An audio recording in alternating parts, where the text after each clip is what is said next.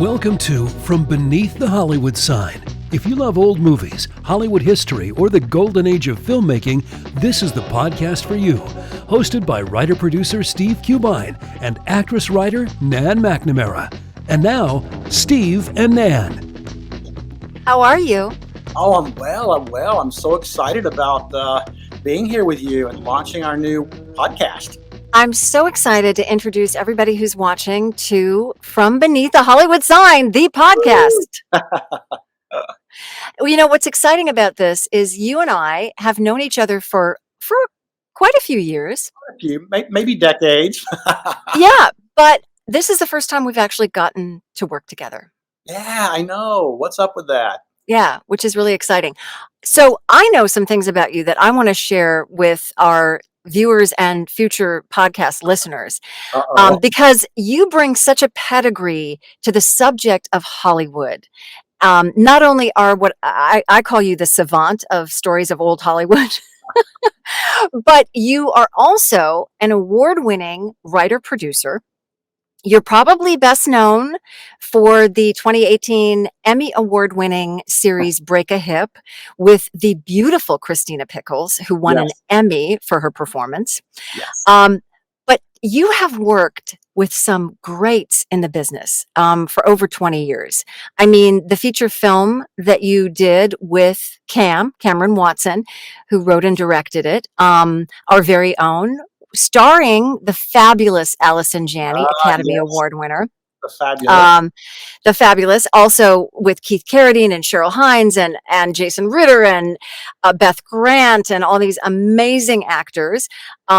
You've also worked on a comedy called Sordid Lives with the amazing Beau Bridges and Bonnie Bedelia and Delta Burke and one of my favorites, Olivia Newton-John. Oh, Olivia, God bless her soul. Yes, but you're an amazing writer. We got together in this project from your blog, but you've also written a novel called Walking on Electric Air. You're a member of the DGA. You're a member of the Television Academy. You're just an all-around amazing guy. And I'm so excited to be joining you in this adventure of the podcast version of From Beneath the Hollywood Sign. Oh, thank you, Nan. I appreciate that so much. And I'm so excited to be here with you because I don't know if people know, but you're yourself a wonderful working actress for over 20 years. You've got such great TV, film, theater credits. I've seen you on stage myself. You're magnificent. So I'm excited to be here with you. And I think with your love and knowledge of old Hollywood and mine, I think it'll be something special. I do too. I think you had something you wanted to ask me. I wanted to ask you a question. I was thinking about this when I found out we were going to do this. I thought, oh, there's my dog. Oh, that's Myrna, as in Myrna Loy. Hello, old Hollywood. Of course, I named my dog Myrna Loy. Of course. My question for you was, it's a very serious question, and I don't know the answer. Is there one particular film that had a great impact on you that maybe launched your love of cinema? I'm just curious. Yes. Somebody. I can be in the place, and I don't know if we talked about this in one of the episodes, but I can literally be in the room, in the moment, watching with my family around me for the first time, watching To Kill a Mockingbird. And it was on a Friday. It was either a Friday night or a Saturday night, kind of like the 11 o'clock movie. We were staying up late to watch this film I had never seen before. I'd never read the book. I was too young, I think, to have read the book. And I remember just thinking, how can this thing exist, this masterpiece, and me never having seen it before? And like I said, I was pretty young, but it had a huge impact, not just because of the film and the amazing ways that film was shot and acted and all of it, but the powerful story that resonates today. So that's a great question. Thank you for asking that question. I think it just says a lot about someone. What got them excited about movies? What really led them down this crazy path that we're now on? Yes. Well, I want to ask you the same question. Oh, Oh, okay. Is there one Well, movie you or know what? one moment? There is, and it's not nearly as lofty and wonderful as yours. I remember it distinctly when I was about 9 years old. My parents took me for the first time ever inside a movie theater because prior to that, we'd only seen movies in the drive-in, and they would always be adult movies that we weren't interested in. So we'd fall asleep, 30 minutes in. But we went to see in 1972 The Poseidon Adventure. I The love that movie. Poseidon Adventure, and I was transformed. I saw magic on that screen, and that's what absolutely got me interested in film. Was just the majesty of that movie, and Gene Hackman and Shelley Winters and Ernest Borgnine and the all-star cast and special effects, and a luxury liner turning upside down. It was thrilling. I never forgot it, and I always want to remember that thrilling feeling because that's how I feel about movies. Yes, that's a great one. I wonder how it holds up now. I'll have to watch it again, but I remember being transfixed by that film, and Absolutely. yeah, and what Gene Hackman's character does at the end is just like, Oh, I not to know. give it away if anybody hasn't seen it, but But I also learned a very valuable lesson from that movie. if which you're is? if you're young and beautiful and you wear hot pants, you will survive any disaster. It was the Okay, 70s. It was the this is 70s. this is good to remember. Yes, this is good to remember. Pamela, what was her Sue name? Martin, Pamela Sue Martin, and Yes, Carol Pamela Sue Lindley. Martin. Yes, Yeah. and Carol Lynley. Yeah. Ah, wow, the '70s. Yes. Um, so let me throw up a couple of photos. I've got 4 photos for you. Oh, wow. And Okay. and Be we just fun. wanna give a little tease.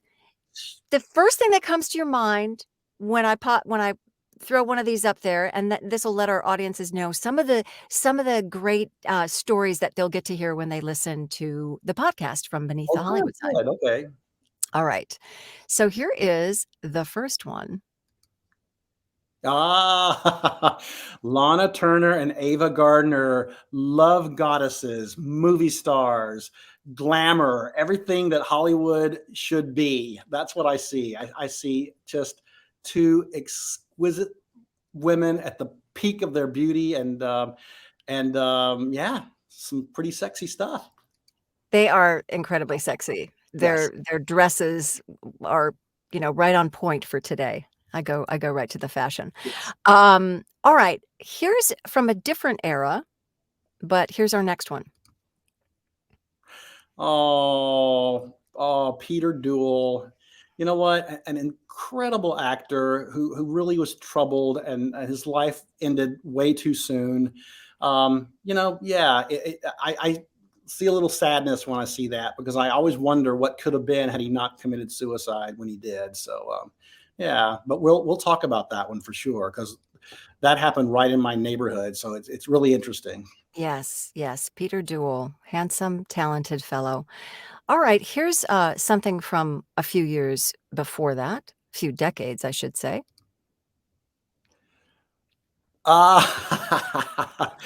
All right. This is fantastic. It's talk about mysticism in Hollywood. This is Harry Houdini's widow on the 10th anniversary of his death, having a seance on top of the Knickerbocker Hotel, where Houdini promised her that once he passed, that he would uh, show her a sign that he was still out there in the other world. But she held this very well publicized seance on top of the Knickerbocker. Houdini was a no-show. She stopped the seances. But really fascinating story. And the look on her face, I don't know how posed that photo was, but, wow, it that says a lot. Just I love all the right there. theatrical props that they brought out for it. I think there were trumpets and bells, and I love And that. It's like, he's got handcuffs, I think, in his hand there. I don't know if yes, those were the handcuffs that Houdini actually got out of, but yeah, that's good. It's a good story. it's yeah. Alright, here's the final one. Speaking of, To Kill a Mockingbird, this actor is also in this film that we're gonna be talking about. We're actually gonna be focusing on the actress in this photo. Oh, yes. Gregory Peck, our Atticus Finch. But, you know, my eye immediately goes to Anne Revere, who played his mother in Gentleman's Agreement. And, you know, again, one of the most brilliant character actresses of the 40s. And her career was stopped on a dime by that horrid blacklist, you know, that shameful, shameful time in our history. Yeah, again, what a shame and what a pity because we were robbed of lots of movies that she didn't get to appear in. That is Yeah. very true, and I look forward to everybody getting to hear the details of her career because she really was an extraordinary woman. We have so many more stories and so much more detail to go into on each of the things that we just talked about. Please come check us out. We have lots of great stories to share with you.